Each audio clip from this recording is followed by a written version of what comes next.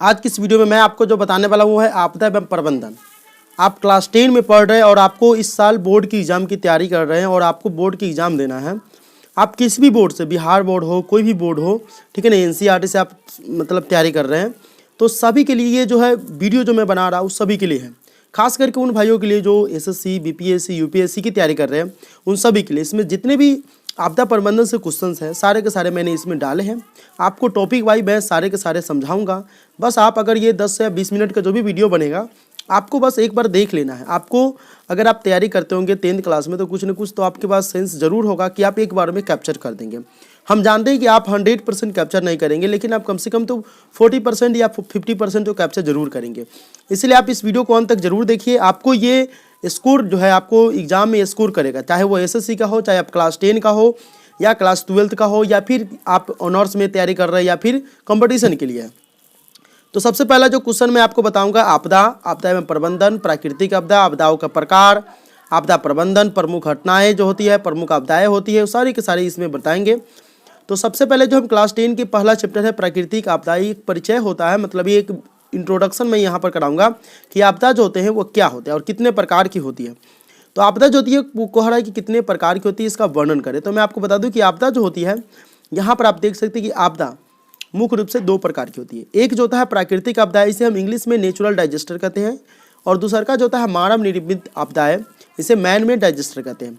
प्राकृतिक आपदाएं जैसे कि यहाँ पर आप देख सकते हैं प्राकृतिक आपदाएं में, ठीक है ना, तो हम यहाँ पर देख लेते हैं, ठीक है।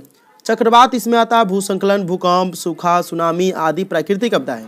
ये आदमियों के हाथ में नहीं है, ये सब प्राकृतिक आपदा है। मानव द्वारा जनित आपदा जैसे कि आतंकवाद हो गया, तोड़फोड़ हो गया, बम ब्लास्ट हो गया, वनों का विनाश हो गया आदि, ये सब क्या है, ये सब जो है मानव द्वारा जनित आपदा है। इसे हम कहते हैं मैन मेड डाइजेस्टर कहते हैं, ठीक है। अब देखिए प्राकृतिक आपदा को जो है 2 श्रेणी में रखा जाता है। एक जो होता है आवर्तक प्राकृतिक आपदा, दूसरा का होता है अनावर्तक प्राकृतिक आपदा। आवर्तक प्राकृतिक आपदा और अनावर्तक प्राकृतिक आपदा क्या होता है इसमें हम आपको समझाएंगे, बस आपको वीडियो को अंत तक देखना है, ठीक है। भूकंप, सुनामी, चक्रवात आवर्तक आपदाएं जो है, अर्थात इनकी पुनरावृत्ति हो सकती है। इसे इंसान नहीं रोक सकता, सिर्फ सतर्कता बरत कर बचाव कर सकता है। इसे हम क्या कहते हैं, ये जो होता है भूकंप, सुनामी, चक्रवात, ये आवर्तक आपदाएं होती हैं। ये कौन से होते हैं, तो ये आवर्तक आपदाएं होती हैं। इनसे हम क्या कर सकते हैं, इनकी पुनरावृत्ति हो सकती है, बढ़ सकती है, घट सकती है, ठीक है ना, ये कभी भी आ सकती है। इसे इंसान रोक नहीं सकता है। आप भूकंप को नहीं रोक सकते हैं, आप सुनामी को नहीं रोक सकते, आप बारिश को नहीं रोक सकते, बाढ़ को नहीं रोक सकते, लेकिन हाँ इसे सतर्कता बरत सकते हैं, इसे आप बचाव कर सकते हैं, अपना सुरक्षा कर सकते हैं। अनावर्तक प्राकृतिक आपदा में बाढ़, अतिवृष्टि, अनावृष्टि आदि प्रमुख हैं। इनके आने की कोई निश्चित नहीं रहती है, इनके आने की भी कोई निश्चित नहीं रहती है, और भूकंप की आने की भी कोई निश्चित नहीं रहती। लेकिन आजकल साइंटिस्टों ने ये मालूम कर लिया कि भूकंप कुछ सेकेंड पहले पता कर सकता है, लेकिन इनकी कोई होती ही नहीं। जैसे आपदा में बाढ़ हो गया, ये हो गया, अतिवृष्टि हो गया, अनावृष्टि आदि प्रमुख। जैसे बाढ़ होता है कभी भी आ सकती है, बारिश होगी, बाढ़ कभी भी आ सकती है, ठीक है। अब देखिए प्राकृतिक आपदा एवं मानव जनित आपदा में अंतर उपयुक्त उदाहरणों के साथ प्रस्तुत कीजिए। इस तरह के क्वेश्चन अगर आपसे एग्जाम में पूछते हैं तो आप क्या देंगे, तो यहाँ पर आंसर है प्राकृतिक आपदाएं ऐसी आपदाएं जो प्राकृतिक कारणों से घटती है। प्राकृतिक आपदा जो होता है प्राकृतिक कारणों से घटती है, प्राकृतिक आपदाएं कहलाती हैं। जैसे हो गया सूखा, बाढ़, भूकंप, सुनामी, भूस्खलन, चक्रवात आदि प्राकृतिक आपदाएं कहलाती है। ये सब क्या है, तो ये प्रकृति के द्वारा होती है, इसीलिए हम इसे प्राकृतिक आपदाएं कहते हैं। अब देखिए मानव जनित आपदाएं तो खुद मानव, मनुष्य यानी मानव द्वारा उत्पन्न की गई समस्या है, ठीक है। प्राकृतिक आपदाओं को दैविक मान लिया जाता है और मनुष्य इससे बचने में अपने को असहाय महसूस करते हैं। क्यों, क्योंकि ये भगवान के कहा जाता है कि दैवीय है, मतलब ये अपने हाथ में नहीं है। लेकिन मानव जनित जो आपदाएं होती है उसको हम रोक सकते हैं, ठीक है ना, उसे हम रोक सकते हैं, उसे बच भी सकते हैं, उसकी अनुमान भी हम लगा सकते हैं, यहाँ तक कि उसे पूरा कॉन्फिडेंस के साथ जानते भी हैं। चलिए, तो ये आपको लिख देना था। अगला जो क्वेश्चन आपसे अगर एग्जाम में आता है कि आपदा प्रबंधन की संकल्पना को स्पष्ट करते हुए आपदा प्रबंधन की आवश्यक अनिवार्यता का वर्णन कीजिए अथवा आपदा प्रबंधन के उद्देश्यों की विवेचना करें। तो इस तरह के क्वेश्चन को हम कैसे करेंगे हल, तो यहाँ पर देखिए आपदाओं को घटित होने से रोकने, उनकी तीव्रता को कम करने तथा घटित हो जाने के उपरांत उनसे होने वाली क्षति को यथासंभव कम करने के लिए किए जाने वाले विभिन्न उपायों को आपदा प्रबंधन कहते हैं। आपदा प्रबंधन किसे कहते हैं, तो आप यहाँ से देख सकते हैं क्या कहते हैं, यानी आपदाओं को घटित होने से रोकने, घटित होने से रोकने, उनकी तीव्रता को कम करने तथा घटित हो जाने के उपरांत उनसे होने वाली क्षति को यथासंभव कम करने के लिए किए जाने वाले विभिन्न उपायों को आपदा प्रबंधन कहते हैं। ठीक है, जैसे नेपाल में आया था, ठीक है ना, भूकंप आया था, तो इससे क्या किया था, उसकी सारी की सारी जो मतलब क्षतिग्रस्त हुई थी उस सभी की भरपाई करी जाती थी। उस जितने भी लोग घायल हुए थे उनको हॉस्पिटल ले गया था। इसके अंतर्गत आपदाओं का पूर्वानुमान, क्षति की तीव्रता को घटाने संबंधी उपाय, चिकित्सा संबंधी सुविधा तथा पुनर्वास के उपाय जैसे कार्य सम्मिलित किए जाते हैं। ठीक है, तो ये क्या हो जाता है, इस तरह की दो होते हैं। इसके अंतर्गत क्या होता है, आपदाओं को पूर्वानुमान किया जा सकता है, क्षति की तीव्रता को घटाने संबंधी उपाय कर सकते हैं कि जो भी क्षति हुआ उसकी घटा देंगे, मतलब जो नुकसान हुआ उसकी भरपाई कर सकते हैं। उसके अलावा चिकित्सा संबंधी सुविधा तथा पुनर्वास के उपाय जैसे कार्य सम्मिलित किए जा सकते हैं। ठीक है, आपदा जो होता है कोई भी हो उसका प्रबंधन अनिवार्य है। आपदा से न सिर्फ विकास कार्य अवरुद्ध होते हैं वरन यानी इसके अलावा विकास कार्यों में कई कठिनाइयाँ उत्पन्न होती है। मान लीजिए जैसे भूकंप आया था नेपाल में, तो नेपाल में भूकंप आने से क्या बहुत सारी क्षतियाँ हो गई थी। यद्यपि राष्ट्रीय स्तर तथा राज्य मुख्यालय स्तर पर आपदा प्रबंधन की व्यवस्था की गई है। ठीक है ना, राष्ट्रीय स्तर पर तथा राज्य मुख्यालय स्तर पर आपदा प्रबंधन की बहुत सारी व्यवस्थाएं की गई है। ठीक है ना, लेकिन इन व्यवस्थाओं के असफल होने से नए प्रकार की समस्या उत्पन्न हो सकती है। और ये जो व्यवस्था किया गया अब ये क्या हो जाएगा, ये बंद हो जाएगा, तो इनसे क्या हो जाएगा, एक अलग प्रकार की समस्या उत्पन्न हो सकती है। ठीक है, तो यहाँ से आप ये भी समझ सकते हैं आपदा से क्या समझते हैं। इस तरह के क्वेश्चन अगर आपसे एग्जाम में आते हैं 10th क्लास वाले, 12th क्लास वाले, आर्ट्स लिए हुए उसके लिए, तो इसमें देखिए आपदा से हर एग्जाम में आपको क्वेश्चन रहेगा। चाहे आप एसएससी की तैयारी करो, बीपीएससी हो, यूपीएससी हो, कोई भी एग्जाम आप तैयारी कर लेना, आपदा से आपको 4 से 5 नंबर का क्वेश्चन रहता ही है। और क्लास 10 वाले के लिए मैं आप बता दूं, आपको 10 नंबर के कम से कम क्वेश्चन पूछते हैं, अधिक से अधिक 15 से 20 नंबर आते हैं आपको किसी भी बोर्ड से। आपको यही डिफिनीशन देना है अगर आप हिंदी मीडियम से तैयारी कर रहे हैं तो बहुत ही कम समय में अकस्मात घटने वाली ऐसी दुर्घटनाएं जिनका तत्काल प्रभाव पर्यावरण, प्राकृतिक संपदा और मानव जीवन एवं उनकी संपत्ति पर पड़े तथा जिससे जान माल की अपार क्षति हो, आपदा कहलाती है। क्या कहलाती है, तो ये देखिए, इसको हम हाईलाइट करके रेट कर देते हैं, आपको समझने में आसानी होगा। कह रहा है कि बहुत ही कम समय में अकस्मात घटने वाली ऐसी दुर्घटनाएं जो बहुत कम समय में घट जाती है, जिनका तत्काल प्रभाव पर्यावरण, प्राकृतिक संपदा और मानव जीवन एवं उसकी संपत्ति पर पड़े। जिसका तत्काल प्रभाव जो होता है, जिसके कारण से क्या होता है, पर्यावरण में प्रभाव होता है, प्राकृतिक संपत्ति होता है, संपदा होता है उस पर, मानव जीवन पर और उसकी संपत्ति पर पड़े तथा जिससे जान माल की अपार क्षति हो, आपदा कहलाती है। ठीक है ना, अगर आपसे पूछेगा कि आपदा किसे कहते हैं, तो ये डिफिनीशन जो मैं रेड कलर से हाईलाइट किया हूँ उसको आप लिख करके आएंगे, आपको बढ़िया नंबर, यानी आपको जो भी जितने भी नंबर का एग्जाम रहेगा उतने नंबर आपको मिल जाएंगे। अब देखिए कि कह रहा है कि आपदाएं जो होती है वो आपातकालीन होती है, अर्थात कम समय में ही संपादित हो जाती है। आपदाएं क्या होती है, ये आपातकालीन होती है, कम समय में ही संपादित हो जाती है, कंप्लीट हो जाती है, मतलब ये पूरा खत्म हो जाता है, परंतु इसके दुष्परिणाम दीर्घकालिक होते हैं। मतलब ये जो घट जाएगा थोड़ी ही देर में ना, तो इसके जो दुष्परिणाम है वो बहुत लंबे समय तक चलता रहता है। जैसे जापानों में एक तरह से बम गिराया गया था, लेकिन वो बहुत दिनों तक वो चला था, तो मानव द्वारा उत्पन्न आपदा था।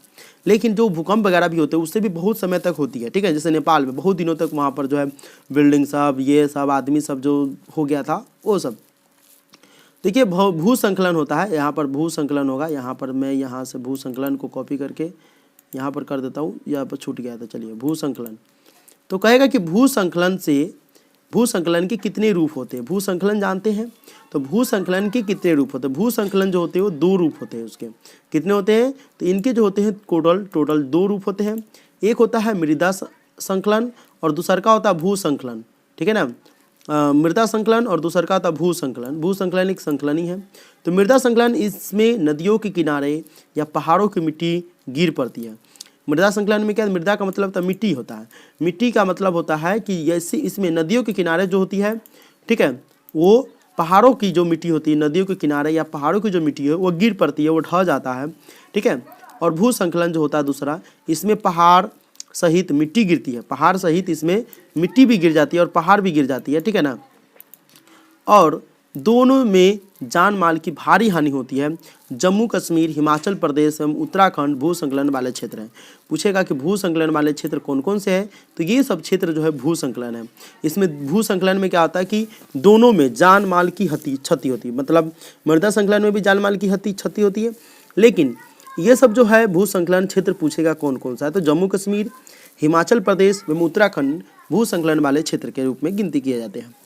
आपदा प्रबंधन की आवश्यकता क्यों है? आपदा प्रबंधन की आवश्यकता क्यों है, इसके बारे में ये क्वेश्चन है। तो इस क्वेश्चन को हम यहाँ पर पढ़ेंगे कि आप सब इसकी जो है ज़रूरत क्यों है, इसकी नीड क्यों है हम लोगों को।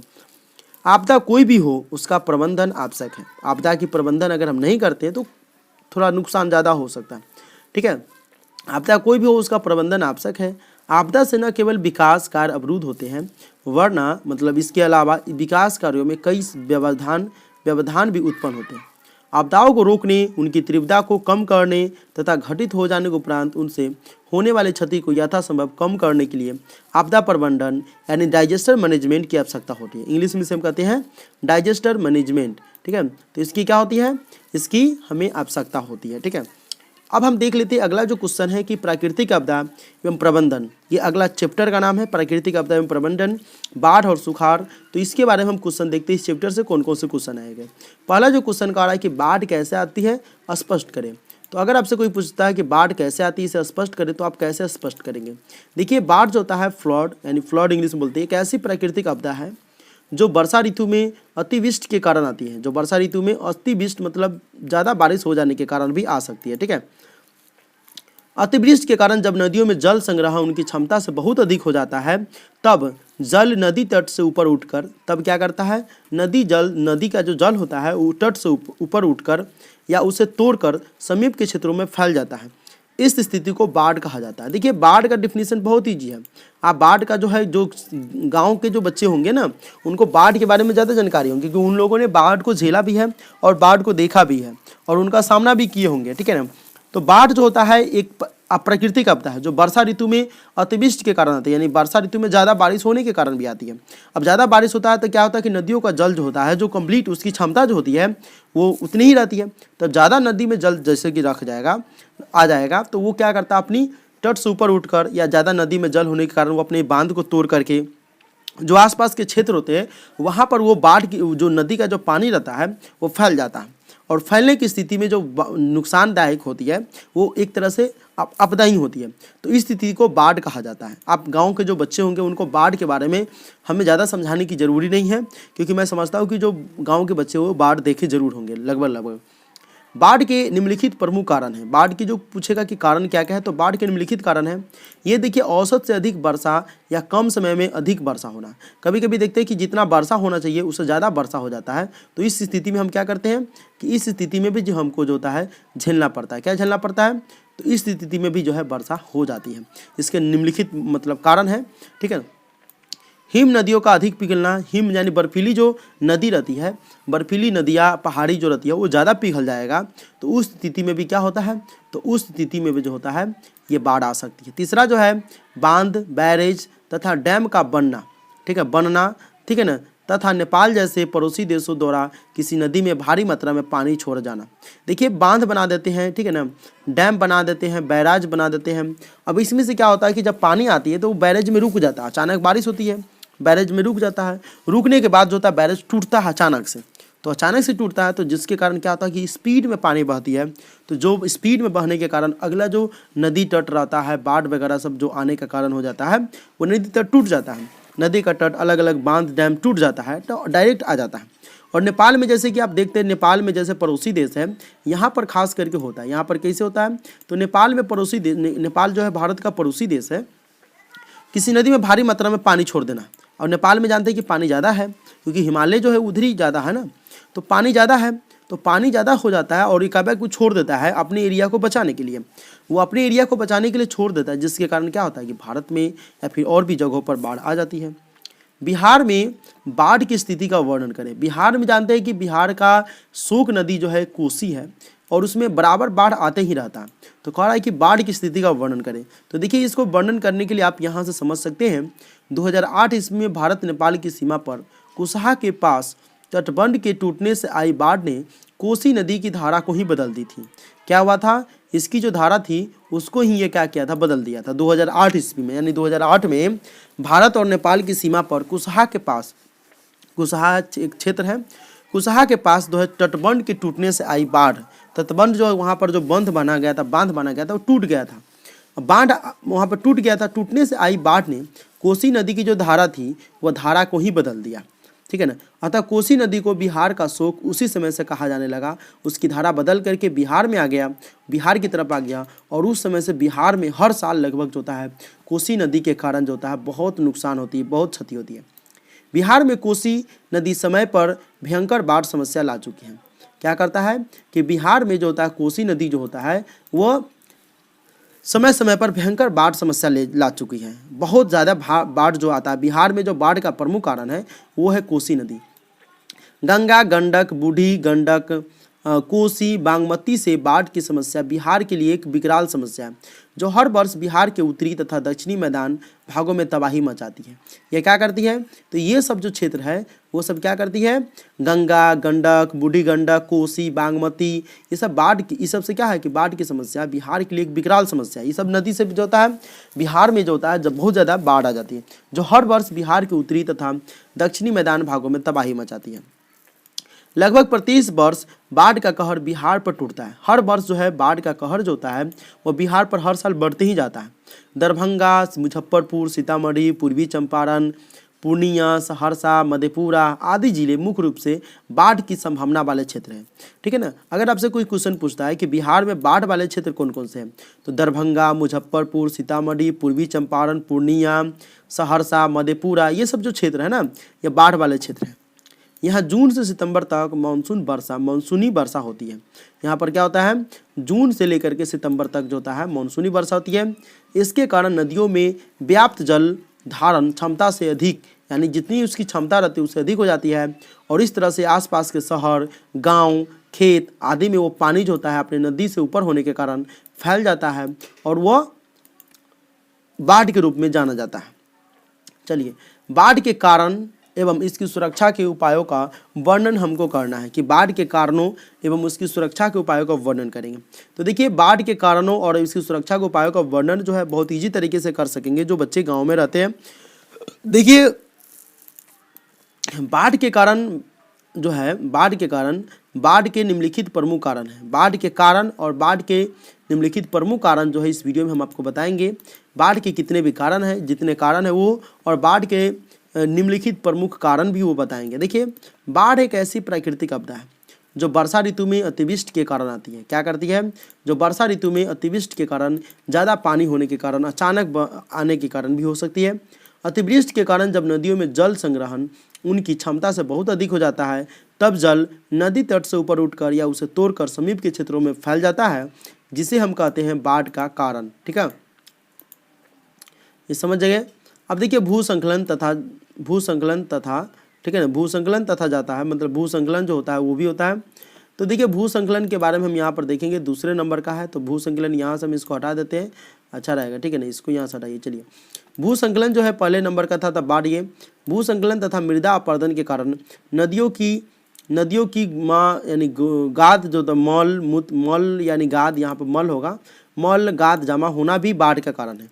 भूसंकलन तथा मृदा अपरदन यानी कि मिट्टी का गिरना। तो क्या करेगा, मिट्टी जब गिरता है ज़्यादा, पहाड़ों पर से जो मिट्टी गिरेगा तो क्या करेगा, नदियों में जाएगा, और नदी की जो कैपेसिटी रहेगा उसको, पानी की कैपेसिटी को क्या करेगा, हटा देगा, और ये अपना जगह ले लेगा। नदी में क्या करेगा, पानी की जगह मिट्टी भर जाएगा। तो ये भी एक बहुत बड़ा कारण है। तीसरा नंबर है ज्वार, समुद्री तूफान, चक्रवात। यहाँ पर पकड़वात लिख दिया है, मिस्टेक से आप चक्रवात समझ लीजिएगा, ठीक है। तूफान पकड़वात है, चक्रवात समझिएगा। तथा सुनामी के कारण तटवर्ती क्षेत्रों में बाढ़ आती है। क्या करती है, इसके कारण जो होता है तटवर्ती जो क्षेत्र होता है उसमें यहाँ पर बाढ़ आती है। किसके कारण, तो ज्वार, समुद्री तूफान, चक्रवात, सुनामी के कारण जो होता है तटवर्ती क्षेत्र जो होता है वहाँ पर ये बाढ़ आती है। अब देखिए, हिम नदी का अधिक पिघलना भी बाढ़ का कारण बनता है। हिम नदी जो होता है वो अधिक पिघल जाता है, जिसके कारण ये बाढ़ का कारण बन जाता है। बांध, बैरेज तथा डैम बनना या बांधों के कारण नदी के जल का प्राकृतिक प्रवाह रोक देने से बाढ़ की समस्या उत्पन्न होती है। ठीक है ना। ये क्या होता है कि सब क्या करेगा, रोक देगा पानी को। अब पानी को रोकेगा अभी जल का प्रकृति रोक देने से, जल का प्राकृतिक प्रवाह रोक देने से मतलब उसकी जो धारा रहती है उसको रोक देता है। अब रोकने के कारण क्या होता है कि पानी रुक जाता है और बाढ़ की जो पानी रहता है वो रुक जाता है, वो आता है उसमें, उस सारे के सारे हो जाने के कारण बांध जो होता है अचानक टूट जाता है। जब बांध टूटता है तो पानी ज़्यादा हो जाती है। देखिए, बाढ़ से सुरक्षा के उपाय हम यहाँ पर आपको बताएंगे। बाढ़ से सुरक्षा के निम्नलिखित उपाय है। देखिए, बाढ़ नियंत्रण के उपाय तथा बाढ़ से जान माल सुरक्षा के लिए निम्नलिखित व्यवस्था की जा सकती है। बाढ़ की जा सकती है, ठीक है ना। नंबर 1 में क्या है तो हम यहाँ पर बता देंगे कि बाढ़ नियंत्रण रोकों को अपनाकर बाढ़ को नियंत्रित किया जा सकता है। यानी बाढ़ नियंत्रण को रोकने के लिए हम इस पर क्या कर सकते हैं, इसको नियंत्रण रोकों को अपना करके कर सकते हैं। मतलब इसके लिए हम ज़्यादा सुरक्षा कर सकते हैं अपने आप को। डैम बड़े बड़े बना सकते हैं, नदी बड़ी बड़ी नदी खुनवा सकते हैं, नदियों की मिट्टी जो है समय समय पर हटा सकेंगे, ठीक है ना। बाढ़ सूचना देकर इससे होने वाली क्षति कम की जा सकती है। यानी आजकल मौसम विभाग का इतना पकड़ हो गया है वो मौसम पर कि वो बाढ़ की सूचना दे देती है। जैसे अभी जो है ठंडी एक दिन से बढ़ जाती है तो बता देती है मौसम विभाग कि कल से आपको ठंडी बढ़ने वाली है। तो इस तरह की अगर सूचना दे दी जाती है तो इससे आदमी जो होता है अपने आप को सतर्कता बरतती है और अपने आप को बचा भी सकता है। बाढ़ग्रस्त क्षेत्र को बरसात के पूर्व खाली कराकर बाढ़ से होने वाली क्षति को रोक सकते हैं। मान लीजिए कि बिहार में ज़्यादातर करके बाढ़ आती है तो जो ज़्यादा नीच जगह है वहाँ के लोगों को खाली करा दिया जाए समय से और कह दिया जाए कि देखिए यहाँ पर बाढ़ आने वाली है, आप लोग अपनी ज़मीन को खाली कर दीजिए, आप लोग यहाँ से कुछ दिनों के लिए दूसरे जगह पर चले जाइए। तो इससे भी हम होने वाली क्षति को रोक सकते हैं। बाढ़ से घिरे व्यक्तियों एवं पशुओं को वहाँ से निकालकर सुरक्षित स्थानों पर पहुँचा सकते हैं। बाढ़ से घिर रहे जो व्यक्ति होता है, पशु होता है, उसको वहाँ से निकाल करके हम वहाँ से उसको ले जा करके कहीं दूसरे जगह, सुरक्षित जो जगह, ऊंचे जगह है वहाँ पर ले जा करके पहुँचा देंगे। तो इससे भी हमारी क्षति कम हो जाएगी। तो ये थे बाढ़ के प्रमुख कारण, ठीक है ना। और उसकी होने वाली जैसे उपाय का भी हम बता दिए हैं। सुखाड़ प्रबंधन क्या है, इसे बचाव के तरीकों का वर्णन करें। सुखाड़ प्रबंधन, देखिए सुखाड़ जैसी आपदा के प्रबंधन हेतु 2 प्रकार की योजनाएं आवश्यक हैं। इसमें कितने प्रकार की योजना आवश्यक है तो 2 प्रकार की। कौन कौन, तो एक जो यहाँ पर देख रहे हैं दीर्घकालीन और लघुकालीन योजनाएं। दीर्घकालीन और लघुकालीन योजनाएं। दीर्घकालीन योजना के अंतर्गत नहर, तालाब, कुआं, पैनी सब जो होता है पैन, ठीक है ना, आहार के विकास की जरूरत है। ये सबको क्या करना है, ये सबको बढ़िया से साफ करवा करके इसको मतलब गहरे खनवा करके इसको चालू रखना चाहिए, ठीक है।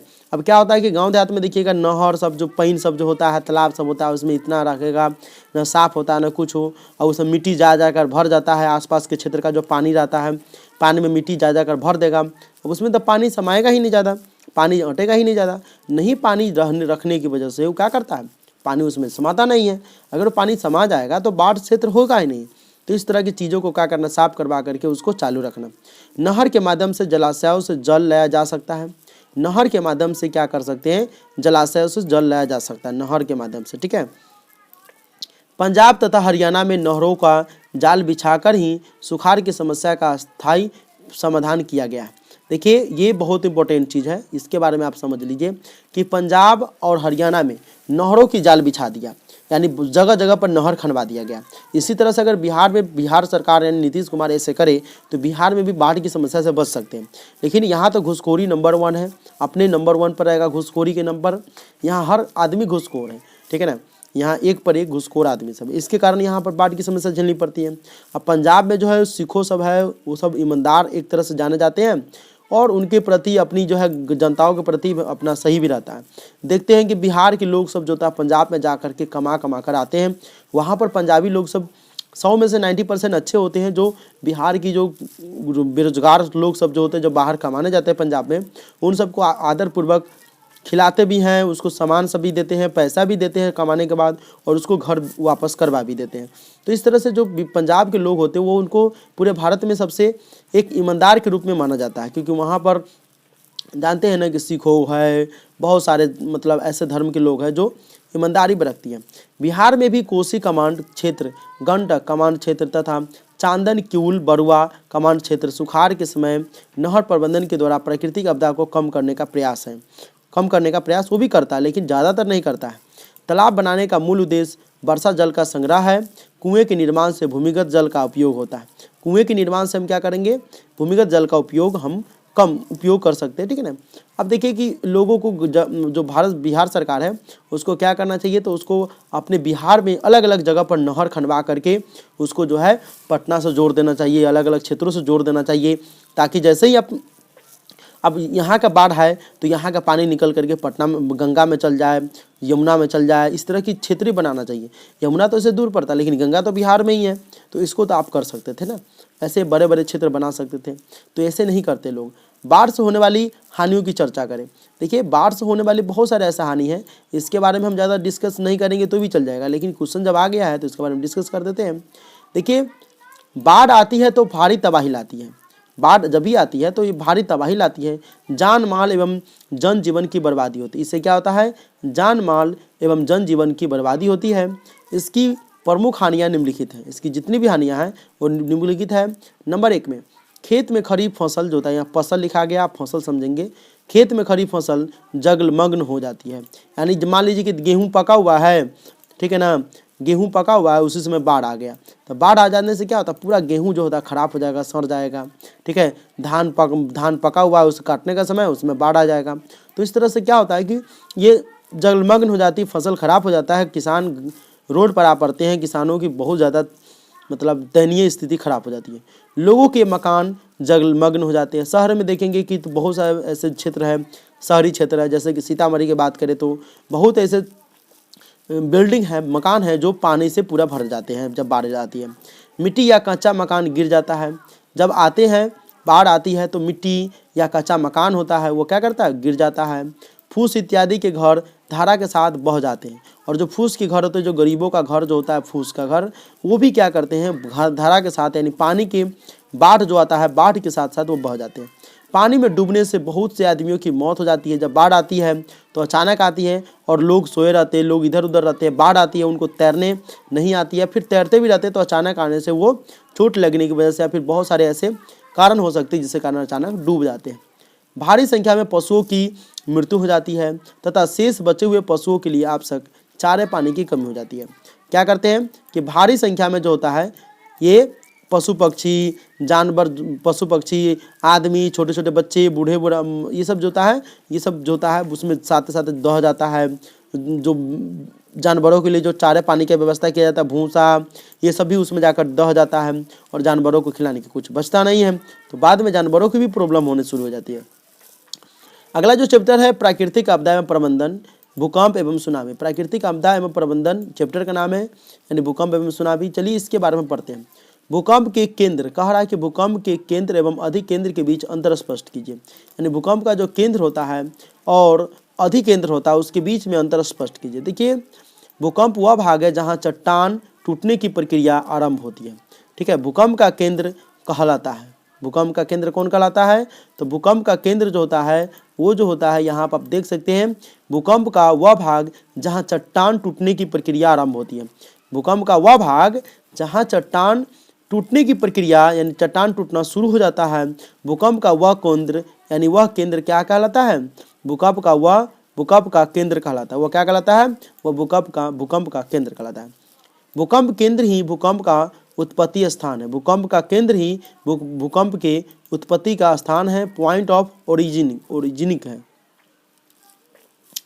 देखिए भूकंप केंद्र से धरती पर अनुलंब भूकंप अधिकेंद्र कहलाता है। क्या कहलाता है, भूकंप केंद्र से धरती पर अनुलंब भूकंप अधिकेंद्र ईपी सेंटर कहलाता है। भूकंपीय तरंगों का पहला झटका अधिकेंद्र पर ही लगता है। देखिए भूकंपीय जो तरंग होते हैं उसका पहला झटका जो होता है उसकी अधिकेंद्र पर ही लगता है। अधिकेंद्र से जैसे जैसे दूरी बढ़ती जाती है वैसे वैसे भूकंप का प्रभाव घटता जाता है। अधिकेंद्र रहता है उसे क्या करेगा कि जैसे जैसे दूरी बढ़ेगी भूकंप के अधिकेंद्र से जैसे जैसे भूकंप की दूरी बढ़ेगी वैसे वैसे भूकंप का प्रभाव धीरे धीरे कम होता जाता है। तो ये जो क्वेश्चन है आप समझ सकते हैं कि कैसे क्वेश्चन थे। अगला जो हम देखेंगे कि भूकंपीय क्वेश्चन जो कर रहा है, भूकंपीय तरंगों से आप क्या समझते हैं। प्रमुख भूकंपीय तरंगों के नाम लिखिए। भूकंपीय तरंगों से कह रहा है कि क्या समझते हैं, जितने भी भूकंपीय तरंग हैं उन सभी का नाम लिखिए। पृथ्वी के गर्भ में संचित अपार ऊर्जा के मुक्त होने से लहरें उत्पन्न होती हैं। जो भूकंपीय तरंगे कहलाती है। अर्थात भूकंप आने के पूर्व तथा भूकंप के बाद कम गहनता के अनेक कंपन होते हैं। क्या होते हैं? भूकंप आने के पूर्व तथा भूकंप के, देखिए, पृथ्वी के गर्भ में संचित अपार ऊर्जा के मुक्त होने से लहरें उत्पन्न होती है। पृथ्वी के गर्भ में क्या होती है कि संचित जो होता है अपार ऊर्जा होती है। उस अपार ऊर्जा के मुक्त होने से क्या कहती है? लहरें उत्पन्न हो जाती हैं, जो भूकंपीय तरंगे कहलाती है। जो क्या कहलाती है? तो वो कहलाती है भूकंपीय तरंग। तो पूछेगा भूकंपीय तरंग किसे कहते हैं? तो पृथ्वी के गर्भ में संचित अपार ऊर्जा के मुक्त होने से लहरें उत्पन्न होती है। पृथ्वी के गर्भ में संचित अपार ऊर्जा जो होती है उसके मुक्त होने से लहरें उत्पन्न होती है, जो भूकंपीय तरंग कहलाते हैं। अर्थात भूकंप आने के पूर्व तथा भूकंप के बाद कम गहनता के अनेक कंपन होते हैं। आप देखते होंगे कि भूकंप आने के पूर्व या भूकंप के बाद भी जो होता है कुछ कंपन होते रहते हैं। वो एनर्जी जो होता है, ऊर्जा जो होता है पृथ्वी का, वो जो होता है मुक्त होता रहता है, जिसके कारण होता रहता है। तो ये भी आप समझ गए होंगे कि क्या होता है। अगला हम देख लेते हैं, इसी में कुछ चीज़ें जो छूटा हुआ है कि भूकंप के समय उठने वाले कंपन यानी तरंगों को निम्नलिखित तरंगों में बांटा जा सकता है। कितने तरंगों में बांटा जा सकता है? तो आप यहाँ देख सकते हैं कि भूकंप के समय उठने वाले कंपन जो होते हैं, जो कंपन होते थरथराते, जिसके वजह से बिल्डिंग यारी हम लोग भी हिलने लगते हैं, उसको निम्नलिखित तरंगों में बांटा जा सकता है। पहला नंबर जो है वो प्राथमिक तरंग है, इसे हम पी वेव कहते हैं। पहला नंबर क्या है? प्राथमिक तरंग, जिसे हम पी वेव इंग्लिश में कहते हैं, प्राइमरी वेव भी कहा जाता है। ठीक है। द्वितीय तरंग यानी एस वेव यानी सेकेंड वेव इसे इंग्लिश में कहा जाता है। और होता है सतही तथा ढोंग तरंग, जिसे एल वेव कहते हैं। क्या कहते हैं? एल वेव कहते हैं। ये भी हो गया। ठीक है। अब हम आगे जो चलते हैं, भूकंप क्या है, इससे बचाव के 2 उपायों का उल्लेख करें। देखिए, तीसरे नंबर का जो क्वेश्चन है भूकंप के बारे में है कि भूकंप है क्या, एक्चुअली में भूकंप क्या है। तो देखिए, धरती में उत्पन्न ऊर्जा तरंगे चट्टानों में कम उत्पन्न करती है। धरती में उत्पन्न ऊर्जा जो होती है वह तरंगे जो होती है चट्टानों में कम उत्पन्न करती है। इस कंपन का केंद्र जब स्थल खंडन होता है तो उसे भूकंप कहते हैं। तो उसे क्या कहते हैं? भूकंप कहते हैं। आप समझ सकते हैं कि क्या हो गया। इस कंपन का केंद्र जब स्थल खंड होता है, देखिए, धरती में उत्पन्न ऊर्जा जो होती है, धरती में उत्पन्न ऊर्जा जो होती है वो तरंगे चट्टानों में कम उत्पन्न होती है। तरंगे जो होती है ऊर्जा तरंगे होती है, वो तरंगे जो होता है चट्टानों में कम उत्पन्न करती है। इस कंपन का जो केंद्र होता है जब स्थल खंडन होता है तो उसे भूकंप कहते हैं। इस कंपन का केंद्र जब स्थल खंडन होता है, जो इस कंपन का केंद्र रहता है, मेन केंद्र जो होता है वो क्या करता है, जब स्थल खंडन होता है, जब विभाजित होता है तो उसे हम भूकंप कहते हैं। भूकंप एक प्राकृतिक आपदा है। भूकंप क्या है? तो भूकंप एक प्राकृतिक आपदा है। ठीक है। अब हम आगे आपको बताते हैं, इसमें जान माल दोनों की क्षति होती है।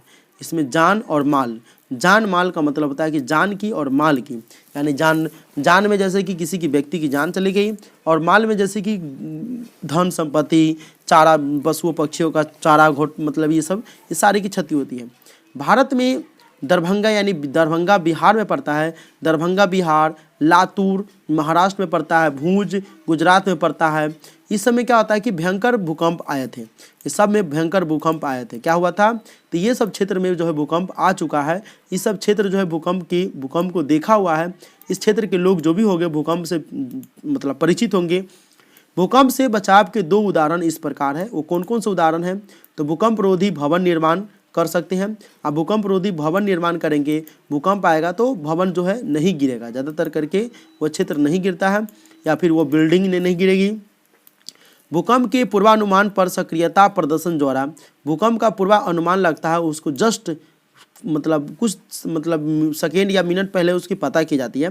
तो उसको क्या करना है कि लोगों द्वारा जल्दी से उसको भेजना, ताकि लोग जो है घर में जो रहेंगे वो बाहर निकल करके अपने आप को कम से कम बचा सकें। माल की जो क्षति होगी वह पैसे रुपयों की क्षति होगी तो उसकी तो भरपाई हम कर सकेंगे, लेकिन जो व्यक्तियों की क्षति हो जाएगी उसकी भरपाई हम नहीं कर सकते हैं।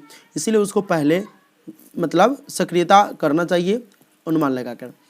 चलिए अगले चौथे नंबर की जो क्वेश्चन है वो कह रहा है कि भूकंप एवं सुनामी, क्या कह रहा है कि भूकंप एवं सुनामी के विनाशकारी प्रभाव से बचने के किन्हीं 4 उपायों का वर्णन करें। भूकंप जो होता है और सुनामी जो होता है, ये दोनों जो होता है सुनामी विनाशकारी प्रभाव जो होता है, ये क्या होता है, इस दोनों का प्रभाव जो होता है विनाशकारी होता है, बहुत विनाश करता है। तो इससे बचने के किन्हीं 4 उपायों का वर्णन कीजिए जिससे हम इससे बचा जा सकता है। तो देखिए मैं यहाँ पर चारों उपाय बताया हूँ, बस आपको धैर्यपूर्वक इस वीडियो को देखना है। देखिए बच्चे लोग क्या होता है कि पढ़ाई वाले वीडियो देखने में उसको उबन होने लगती है, ठीक है ना, और जो मूवी वगैरह होती है उसको देखने में उबन नहीं लगती। क्यों? क्योंकि मूवी में उसको इंटरेस्ट आती रहती है। यहाँ पर आपको पढ़ाई में भी इंटरेस्ट लानी पड़ेगी, तभी जाकर आप ज़िंदगी में सक्सेस होंगे। बिना इंटरेस्ट के आप कोई भी चीज़ आपको पैसन नहीं बनेगा जब तक वो आप उसमें इंटरेस्ट नहीं लेंगे, जब तक आप उसमें सक्सेस नहीं होंगे। बहुत सारे बच्चे पढ़ाई को एक जो होता है मतलब समझता है कि मैं किस कैद में आकर के फंस गया हूँ। हॉस्टल वाले जो बच्चे रहते हैं या बाहर जाते हैं उनको लगता है कि कब मुझे पढ़ाई से छुटकारा मिले, लेकिन बाद में जा कर के उसे जो है बहुत सारे परेशानियों को झेलना पड़ता है। जो बच्चे पढ़ाई को छोड़ देते हैं, अपने माता पिता के प्रेशर की वजह से भी बहुत बच्चे छोड़ देते हैं। बहुत सारे ऐसे गार्जियन होते हैं तो बच्चों को बोलते हैं हमेशा पढ़ते रहो रे, पढ़ो पढ़ो, तो उस तरह के बच्चे नहीं पढ़ पाते हैं, मैंने कई बार देखा है। तो देखिए यहाँ पर जो है कुछ प्रयास है, जैसे पहला नंबर में है भूकंप एवं सुनामी का पूर्वानुमान। पूर्वी तरंग और अनुकंपन तरंगों को यदि भूकंप लेखी यंत्र पर ठीक से मापा जाए तो तरंगे की प्रकृति के आधार पर संभावित बड़े भूकंप या सुनामी का पूर्वानुमान किया जा सकता है। देखिए इस लाइन को आपको बढ़िया समझना है, क्या जो कह रहा है इस लाइन को कह रहा है कि भूकंप एवं सुनामी का पूर्वानुमान पूर्वी तरंग और अनुकंपन तरंगों को यदि भूकंप लेखी यंत्र पर ठीक से माप लिया जाए, यानी उसको सही तरह से नाप लिया जाए तो तरंगों की प्रकृति के आधार पर, जो तरंग ऊपर है कि नीचे है उसके प्रकृति के आधार पर संभावित बड़े भूकंप जो है या सुनामी का पूर्वानुमान किया जा सकता है। अब पूर्वानुमान हो जाएगा, लग जाएगा, तो लोगों को जो है टीवी के माध्यम से, रेडियो के माध्यम से, मोबाइल में आज देखते फ़ोन करते तो कोरोना वाला हो गया, उसके माध्यम से हम टोन करके लोगों को बता सकते हैं इतने तारीख को इतने बजे भूकंप आने की संभावना है, कृपया आप लोग अपने घरों से बाहर निकल करके रहें। तो इससे हम बच सकते हैं। भवन निर्माण भूकंप या सुनामी के विनाश को ध्यान में रखते हुए भवन निर्माण की स्वीकृति देने के पहले इन तथ्यों की जांच होनी चाहिए कि क्या वे भूकंपन रोधी या सुनामी रोधी कारणों पर आधारित है। मान लीजिए कि बड़े बड़े बिल्डिंगें आजकल बनती है अपने देश में, तो जो बिल्डिंग बनती है उसको जो है जांच करनी चाहिए सरकार को और देखनी चाहिए कि ये भूकंप रोधी या सुनामी रोधी कारणों पर यह आधारित है, उसके अनुसार से बना रहा है कि नहीं बना रहा है। और बड़े बड़े बिल्डिंग जब गिरती है तो बहुत ज़्यादा क्षति पहुंचती है, तो इसे सरकार को ध्यान देनी चाहिए। ये भी एक बचने का उपाय है, अगर वो उसके आधार पर फॉलो करके वो बिल्डिंगें बनाती है तो वो बच जा सकते हैं। भूकंप आने के बाद वो भी बिल्डिंगें जो है ज़्यादातर केस में नहीं गिरेंगे।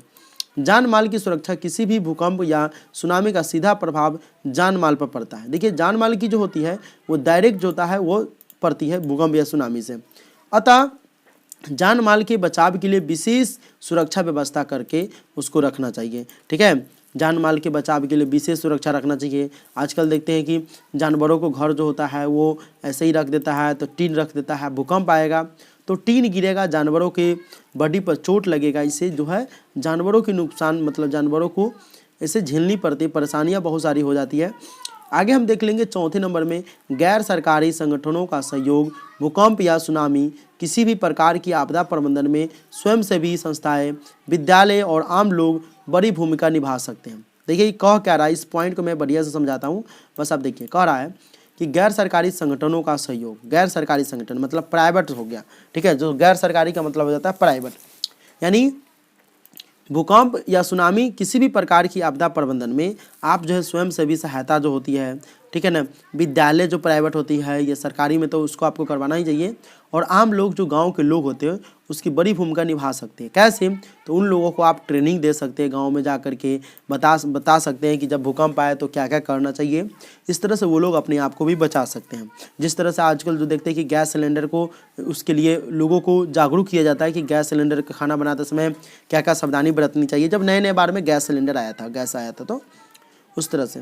अब देखिए अगले जो क्वेश्चन है कि भारत को प्रमुख भूकंप क्षेत्रों में विभाजित करते हुए सभी क्षेत्रों का संक्षिप्त विवरण दीजिए, ठीक है, विवरण दीजिए, अथवा भारत की भूकंपीय पेटी का सोदाहरण वर्णन कीजिए। सोदाहरण मतलब उदाहरण सहित वर्णन कीजिए। देखिए भारत के प्राय सभी भागों में भूकंप के झटके आते हैं। भारत में अभी कितने राज्य हैं? तो टोटल 28 राज्य हैं। तो जितने भी राज्य हैं सभी भागों में कुछ न कुछ भूकंप के झटके जरूर आते हैं। जैसे नेपाल देश में भूकंप आया था तो यहाँ बिहार में जो है झटका हुआ था, तो आसपास के क्षेत्रों में जरूर भूकंप आती है, मतलब उसका कुछ न कुछ झटका जरूर महसूस होता है। गहनता और बारंबारता में अंतर के आधार पर भारत को 5 भूकंपीय क्षेत्र भारत के 5 भूकंपीय क्षेत्र यानी जोनों में बांटा गया है, जो निम्नलिखित है। तो इसके आधार पर क्या किया कि भारत के जो क्षेत्र है उनको 5 भूकंपीय क्षेत्रों में बांट दिया गया। वो कौन है? तो क्षेत्र 1 जो है, इस क्षेत्र में भारत के दक्षिणी पठारी क्षेत्र आते हैं जहाँ भूकंप का खतरा नहीं के बराबर होता है। क्षेत्र नंबर 1 में क्या है? तो यह भारत के दक्षिणी पठार क्षेत्र आते हैं जहाँ पर भूकंप का खतरा नहीं के बराबर है, मतलब यहाँ पर भूकंप 9 के बराबर अभी तक बहुत कम बार ही कुछ झटका पहुँचा है। अगला जो क्षेत्र देख लेते हैं, क्षेत्र नंबर 2, इसके अंतर्गत प्रायद्वीपीय भारत के तटीय मैदान क्षेत्र आते हैं, कोस्टल एरिया आते हैं, ठीक है। और यहाँ भूकंप की संभावना जो होती है, संभावना तो होती है लेकिन तीव्रता कम होने के कारण सीमित खतरे होते हैं, मतलब कुछ खतरे यहाँ पर होते हैं, कुछ नुकसान होते हैं। क्षेत्र नंबर जो 3 है, इसमें मुख्यतः गंगा सिंधु का मैदान, राजस्थान तथा उसकी गुजरात के कुछ क्षेत्र आते हैं। इसमें क्या आते हैं? ये सब क्षेत्र जो है आते हैं, ठीक है। कौन कौन? तो गंगा सिंधु का मैदान, राजस्थान तथा उत्तरी गुजरात के कुछ क्षेत्र जो है आते हैं क्षेत्र संख्या 3 में, ठीक है। यहाँ जो है भूकंप का प्रभाव देखने को मिलता है लेकिन वे कभी कभी ही विनाशकारी होते हैं। यहाँ पर भी भूकंप का प्रभाव देखने को आपको मिलेगा लेकिन ये कभी कभी विनाशकारी होते हैं। क्षेत्र नंबर 4 में देखते हैं, यहाँ अधिक खतरे की संभावना होती है। इसमें भारत के मुख्यतः शिवालिक हिमालय का क्षेत्र, पश्चिम बंगाल का उत्तरी भाग, असम घाटी तथा पूर्वोत्तर भारत का क्षेत्र आता है। इसी क्षेत्र में अंडमान निकोबार द्वीप समूह भी आता है। मतलब देखिए, जैसे जैसे क्षेत्र संख्या बढ़ रहा है वैसे वैसे भूकंप की तीव्रता भी बढ़ रही है, वैसे वैसे भूकंप का जो घटने की घटना है वो भी बढ़ रही है, ठीक है। क्षेत्र संख्या जो 5 है यह सर्वाधिक खतरे का क्षेत्र है, ठीक है ना। क्षेत्र संख्या 5 यानी लास्ट वाला जो क्षेत्र सबसे ज़्यादा है और लास्ट वाले से जो चौथे नंबर उसमें थोड़ा सा ज़्यादा खतरा है तीसरे की अपेक्षा।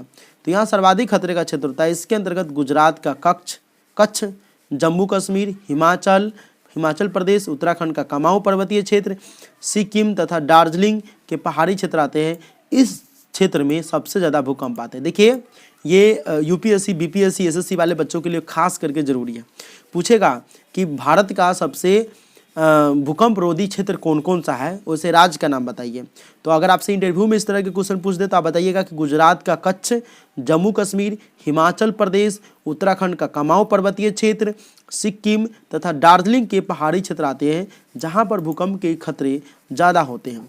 देखिए, सुनामी से आप क्या समझते हैं? सुनामी से बचावों के उपायों का उल्लेख कीजिए और अथवा सुनामी आपदा प्रबंधन पर एक लेख लिखे। इसलिए क्वेश्चन पूछेगा तो आपको 10 नंबर या 7 नंबर 8 नंबर के तरह ही क्वेश्चन होते हैं। तो इस तरह के क्वेश्चन का आंसर यहाँ पर आप देख सकते हैं। मैं सारे के सारे क्वेश्चन का आंसर आपको लाइन बाय लाइन समझाऊंगा, बस आप इस वीडियो को अंत तक देखिए, ठीक है। देखिए, इसमें कह रहा है कि सुनामी जो होता है, सुनामी का स्पेलिंग आप देख लीजिए। बहुत सारे बच्चे सुनामी को SUNAMI लिखते हैं, टी नहीं लिखते। सुनामी में सबसे पहला बात यह ध्यान रखना है कि सुनामी का स्पेलिंग टी साइलेंट होता है इसमें, और सुनामी टी लिखाता है लेकिन टी का उच्चारण नहीं होता, प्रोनाउंस नहीं होता। सुनामी एक प्राकृतिक परिघटना है। सुनामी क्या है? एक प्राकृतिक परिघटना है, ठीक है। यह एक जापानी शब्द है। सुनामी जो है वो जापानी शब्द है जो 2 शब्दों टीसू और नामी से बना हुआ है। सू और नामी से बना हुआ है। इसमें टीसू का स्पेलिंग में TSU होता है, टी साइलेंट ही रहता है, सू बोल सकते हैं। सूज और नामी ये कहाँ का शब्द है? तो जापान में ज़्यादातर करके अपने मतलब पूरे वर्ल्ड में सबसे ज़्यादा जो भूकंप आते हैं वो जापान में आते हैं, ठीक है। तो इसीलिए जापान में से ये वर्ड लिया गया, जापान में से क्या लिया गया है? जापान में से वर्ड लिया गया है सुनामी। सुनामी जो है जापान में सबसे ज़्यादा आती है। सू का अर्थ बंदरगाह एवं नामी का अर्थ होता है लहरें। देखिए, सू का अर्थ क्या होता है? सू का जो अर्थ होता है वो होता है बंदरगाह। क्या होता है? बंदरगाह। एवं नामी का अर्थ होता है लहरें। देखिए, इसको बढ़िया से समझ लीजिए, बहुत इजी क्वेश्चन है। देखिए, सुनामी के बारे में आपको जाननी जरूरी है क्योंकि हर एग्जाम में आपको इससे पूछे जाते हैं।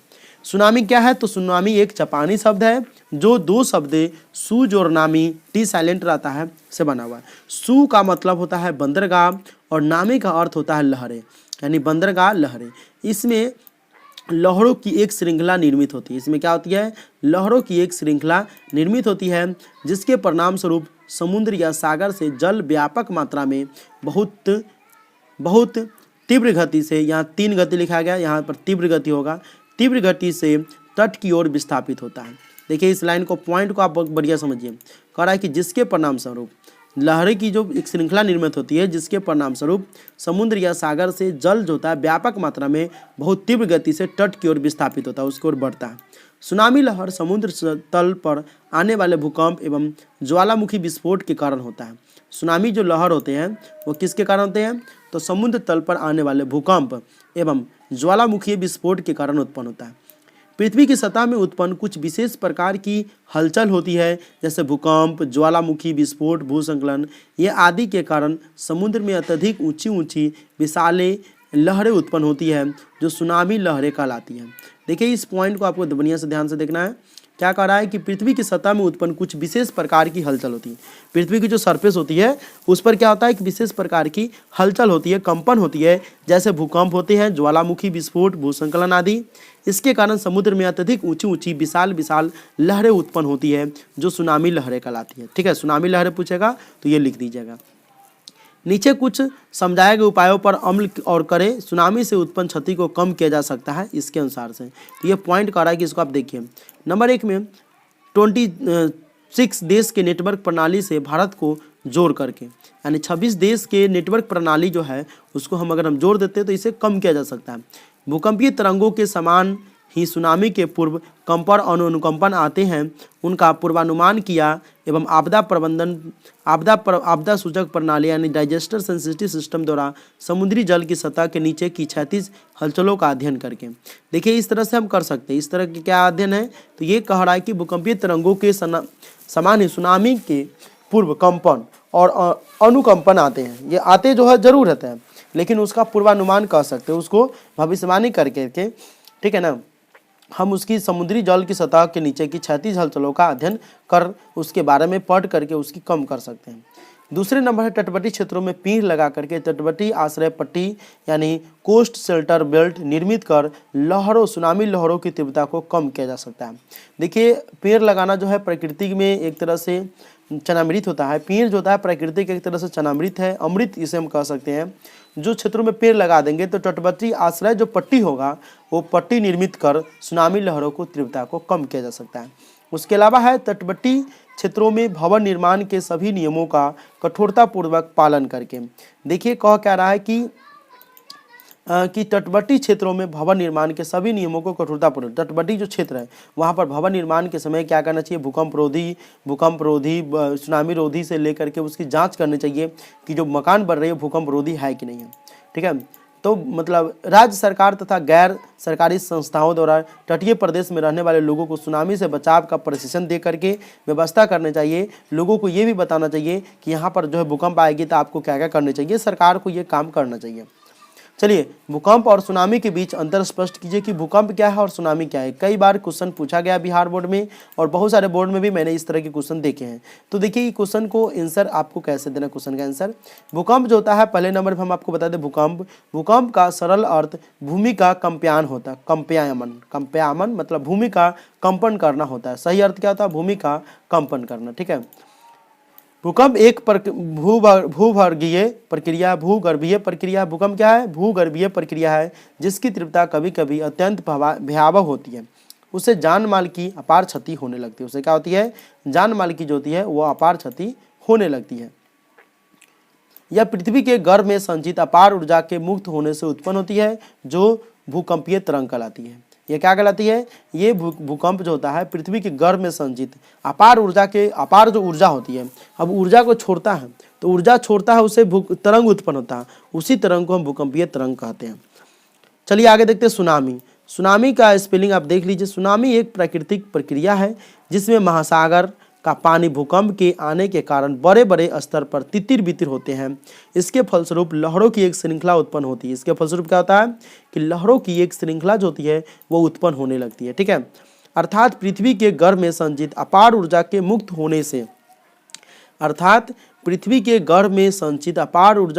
होने से लहरें जो होती है उत्पन्न होती है। क्या होती है कि लहरें उत्पन्न होने लगती है। लहरें क्या होती है, उत्पन्न होने लगती है, जो भूकंपीय तरंगों कहलाती है। जो भूकंपीय क्या कहती है, तरंगे कहलाती। देखिए इसको बढ़िया से समझिए। कहता है कि सुनामी जो है एक प्राकृतिक प्रक्रिया जिसमें महासागर का पानी भूकंप के आने के कारण बड़े स्तर पर तितिर बितिर हो जाते हैं। जब भूकंप आता है तो सागर महासागर का जो पानी होता है वो तितिर बितिर मतलब इधर उधर फैल जाता है। इसके फलस्वरूप लहरों की एक श्रृंखला उत्पन्न होती है। लहरों की एक श्रृंखला उत्पन्न होती है, लहर उत्पन्न होती है, अर्थात पृथ्वी के गर्भ में संचित अपार ऊर्जा के मुक्त होने से लहरें उत्पन्न होती हैं। यानी पृथ्वी के गर्भ में जो ऊर्जा रहती है उसको मुक्त होता है, वो मुक्त कर देती है पृथ्वी, जिसके कारण लहरें उत्पन्न होती है जो भूकंपीय तरंगे कहलाती है। जो क्या कहलाती है? तो जो भूकंपीय तरंगे कहलाती है। इस कंपन का केंद्र जब महासागर की तली पर होता है तब वह सुनामी के नाम से जाना जाता है। और इस कंपन का जो क्षेत्र है वह महासागर की तली पर होता है, महासागर के मेन पॉइंट पर होता है, महासागर में होता है, तब हम उसे सुनामी के नाम से जानते हैं। तो सुनामी किसे कहते हैं आप समझ गए होंगे।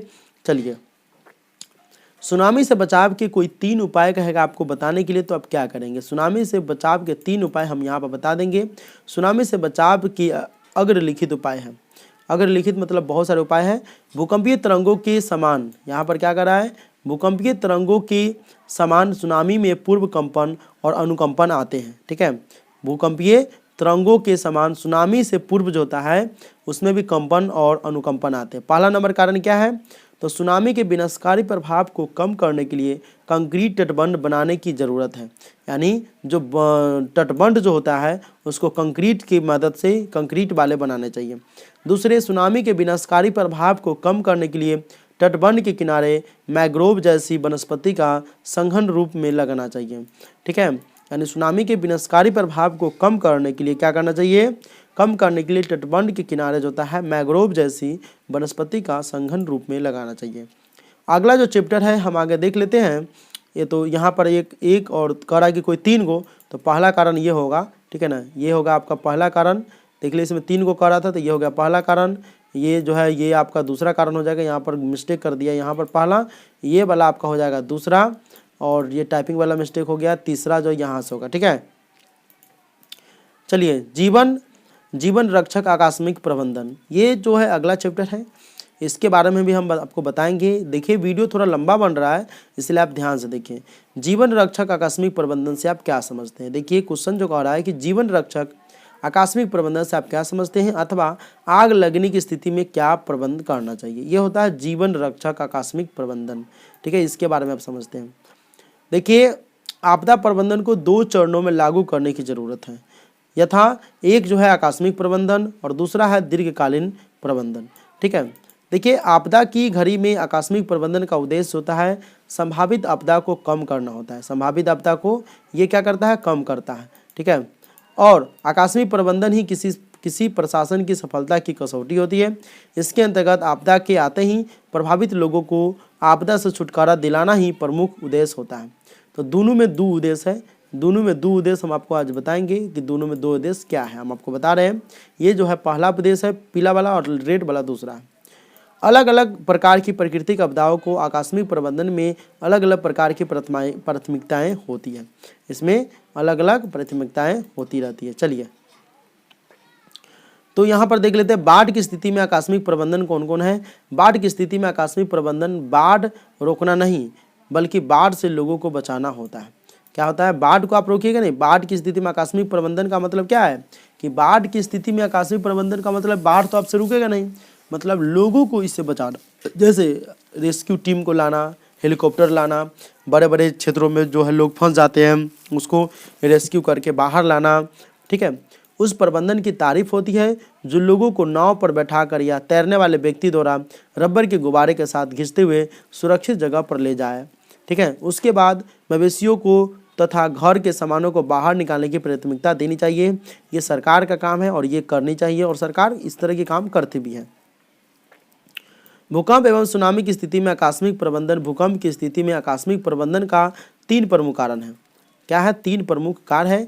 नंबर 1 जो है बचे हुए विस्थापित लोगों को राहत कैंप में ले जाना या उनसे सभी प्रकार की आवश्यक सुविधाएं उपलब्ध कराना। क्या कहलाता है? ये सब चीज़ें करना, यानी बचे हुए विस्थापित लोगों को राहत कैंप में ले जाना। राहत कैंप जो होता है उसमें आता है, उसमें ले जाना या उन्हें सभी प्रकार की आवश्यक सुविधाएं उपलब्ध करा देना। ख नंबर में वैसे लोगों के मलबे से निकालना जो अभी भी दबा हुआ है। भूकंप आने पर, बाढ़ आने पर क्या होता है कि लोग जो होता है दब जाता है, उसको मलबे से निकालना। और ठीक है ना, ये भी एक कारण है।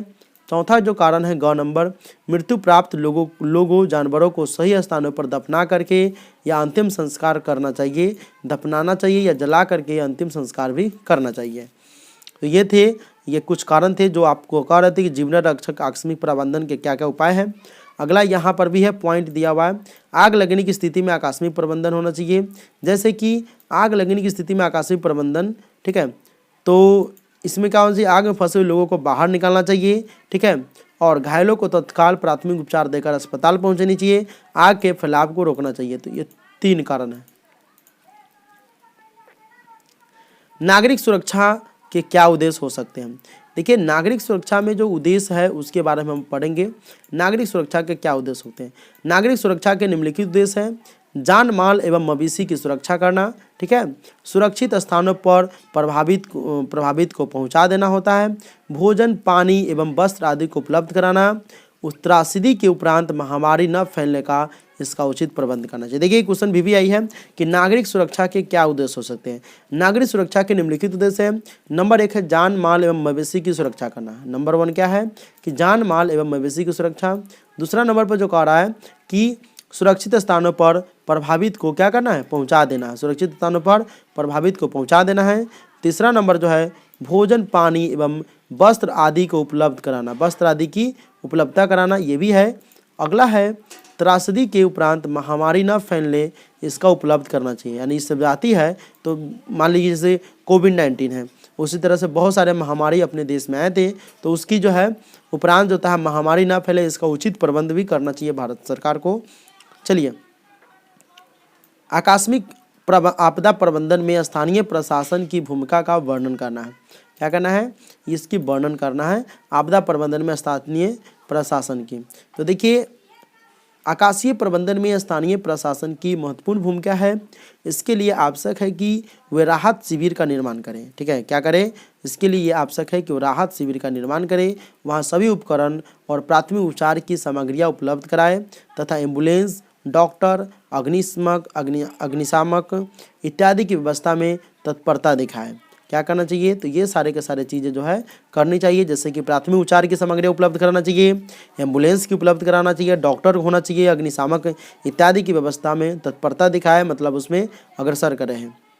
आकस्मिक प्रबंधन के लिए स्थानीय प्रशासन को चाहिए कि आपदा आने से पूर्व ही अपने क्षेत्र में खाद्य पदार्थ, पशु चारा, महामारी से संबंधित जीवन रक्षक दवाई, छिड़काव की सामग्री इत्यादि का पूर्व प्रबंधन कर ले। देखिए, इस तरह की तो हमें नहीं लगता है कि यहाँ के प्रशासन, बिहार के प्रशासन करते होंगे, और कभी करते हैं तो आप नीचे कमेंट कीजिए कि बिहार के प्रशासन के प्रति लोगों के दिल में कितना जगह है। लोग जो होता है बिहार के जो प्रशासन व्यवस्था है उसको कम से कम अपने मन में तो जरूर घृणा भाव रखते होंगे। चलिए, क्योंकि लोग यहाँ के प्रशासन व्यवस्था ही ऐसा है, हर समय कहीं न कहीं पर कुछ न कुछ घटित होते रहता है और प्रशासन हाथ पर हाथ रख के बैठे रहता है, कोई मतलब ही नहीं है। जो पैसा ज़्यादा खिलाता है उसका काम करता है, जो नहीं खिलाता है गरीब तो उसे ही मरता रहता है। अभी सब काम जो है बुक में खाली लिखा पड़ा है।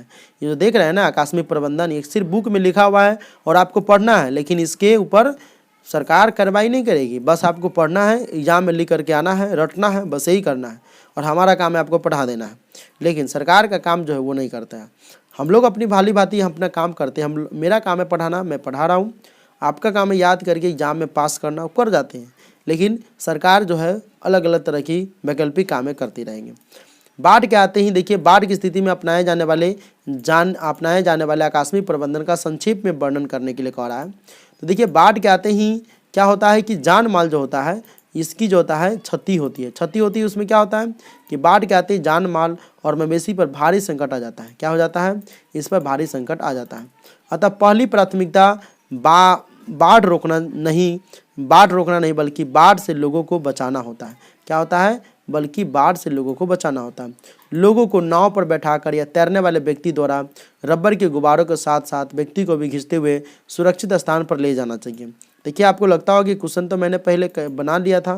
देखिए, ये सही में आपने मतलब पिछले मैंने पढ़ा दिया था।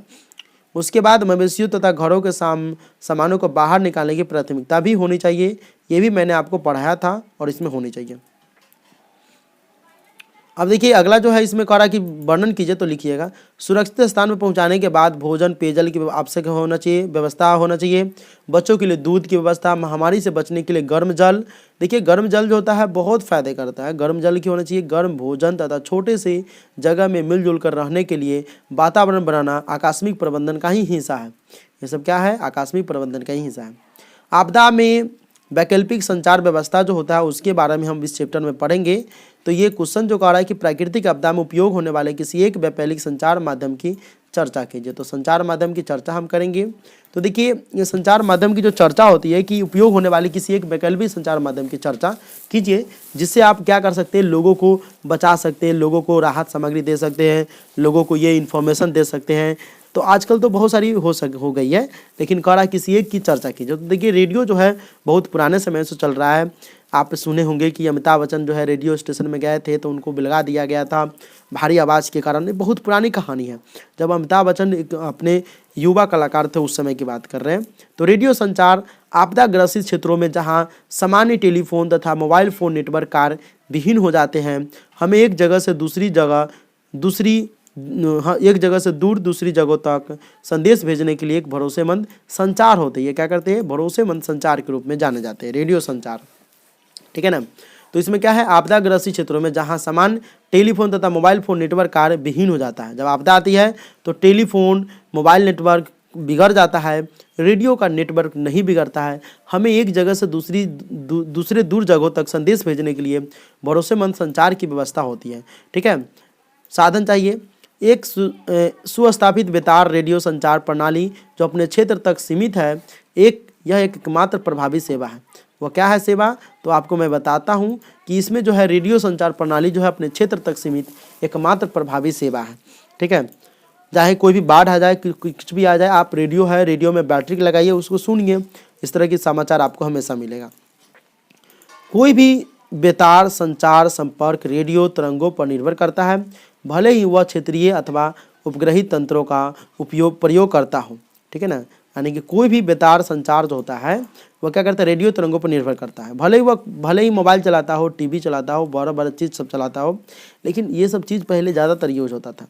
रेडियो तरंग इलेक्ट्रोमैग्नेटिक होती है, जिसे एंटीना द्वारा एक स्थान से दूसरे स्थान तक प्रेषित किया जाता है। देखिए बहुत इंपॉर्टेंट क्वेश्चन है, और बहुत ये लाइन जो सुन रहे हैं आप बहुत VVI है, इसीलिए इसको आपको ध्यान से पढ़ना है। देख लीजिए क्या कर रहा है कि रेडियो तरंग जो होता है इलेक्ट्रोमैग्नेटिक होता है। पूछेगा रेडियो तरंग कैसे होती है? तो इलेक्ट्रोमैग्नेटिक होती है, जिसे एंटीना द्वारा, बड़ा सा एक एंटीना लगा रहता है रेडियो स्टेशन जहाँ पर रहता है, ठीक है। जैसे Rajdevi FM, MI FM, BBC India, BBC news channel, बहुत सारे ऐसे FM हैं, जिसे एंटीना द्वारा एक स्थान से दूसरे स्थान तक क्या किया जाता है? प्रेषित किया जाता है, जिसे प्रसारण किया जाता है।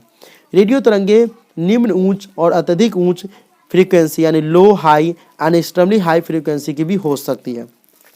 कुछ रेडियो जो होती है लो फ्रीक्वेंसी की होती है, उसमें कम चैनल पकड़ेगा, हाई एक्सट्रीमली की होगा उसमें ज़्यादा पड़ेगा, और ज़्यादा हाई होता है उसमें और ज़्यादा पड़ता है, मतलब ज़्यादा सुनाई देता है, ज़्यादा क्षेत्र को कवर करता है। रेडियो रिसीवर को किसी खास फ्रीक्वेंसी पर रखकर हम खास संकेत प्राप्त कर सकते हैं। क्या कर सकते हैं? रेडियो जो होता है, रेडियो रिसीवर को किसी खास फ्रीक्वेंसी पर रखकर हम खास संकेत प्राप्त कर सकते हैं, ठीक है ना। एक संकेत रख देंगे, जैसे अभी देखते हैं कि राजदेवी FM 93.2 पर पड़ता था, एक और है कोहिनूर FM 87.7 पर, तो एक फ्रीक्वेंसी हो गया। तो एक फ्रीक्वेंसी पर रख करके हम क्या कर सकते हैं? इसको एक अलग फ्रीक्वेंसी बना सकते हैं, ऊपर भी रख सकते हैं, नीचे भी कर सकते हैं।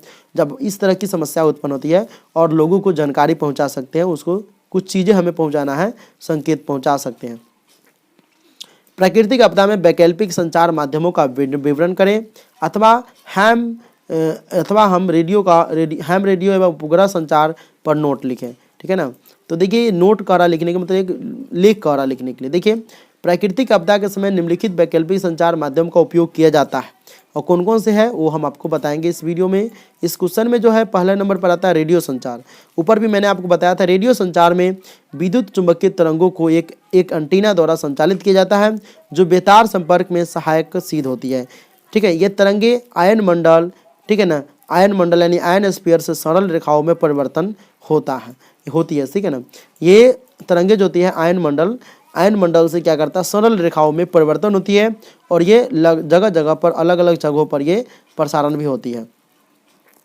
उसके बाद एमेच्योर अथवा हैम रेडियो। ये हैम रेडियो क्या होता है?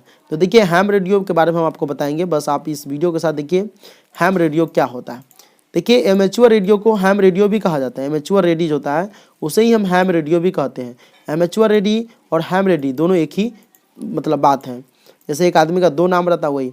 इस प्रणाली में रेडियो संचार व्यवस्था का उपयोग अवाणिज्यिक क्रियाकलापों के लिए किया जाता है। अवाणिज्यिक क्रियाकलापों के लिए किया जाता है। देखिए अगर आपको समझ में नहीं आएगा तो यहाँ पर हम आपको समझ, देखिए इसका मतलब क्या होता है।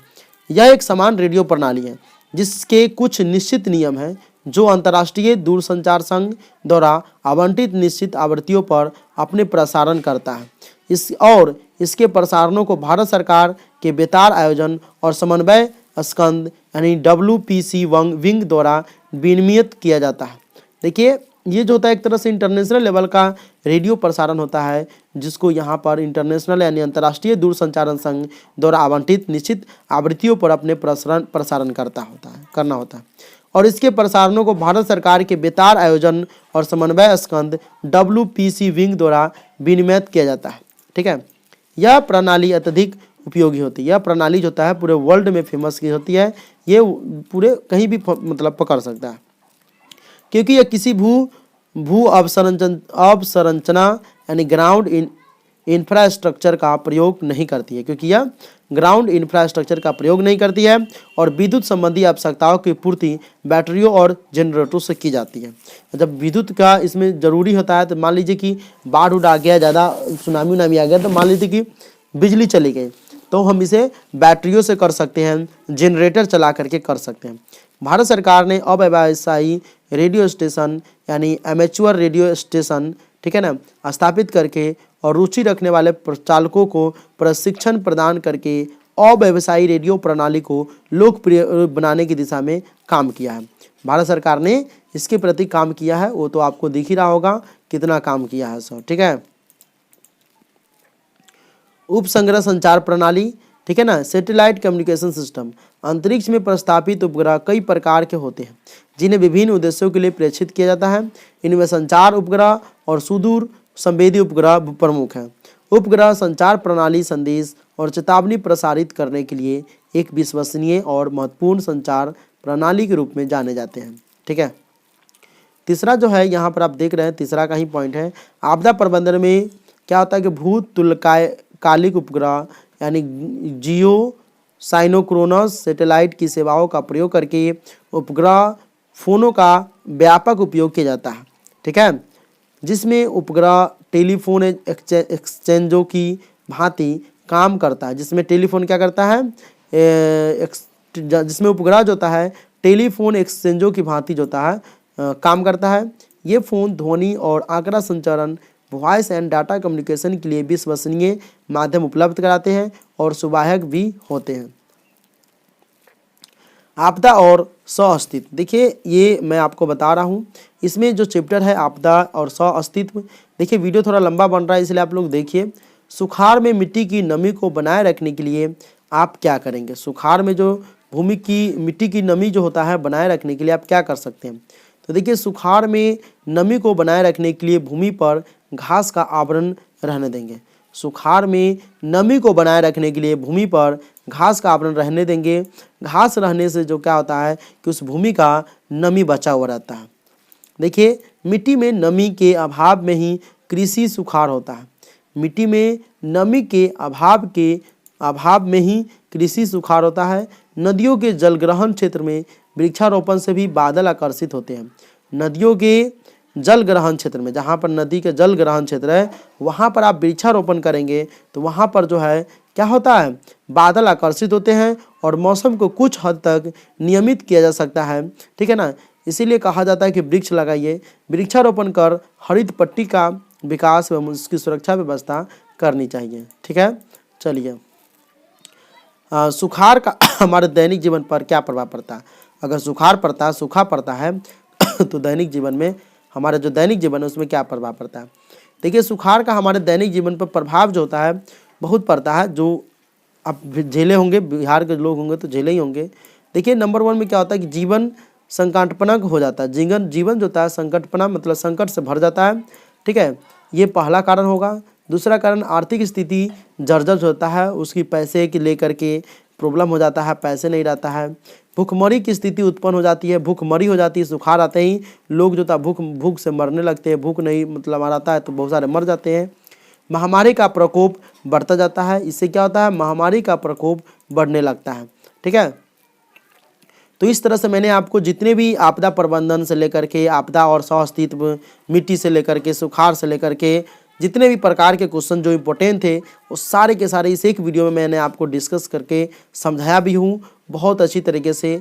लेकिन मैं आशा करता हूँ कि मेरी जो बात है आप लोगों तक सही तरीके से पहुँच भी गया होगा और आप समझ भी गए होंगे।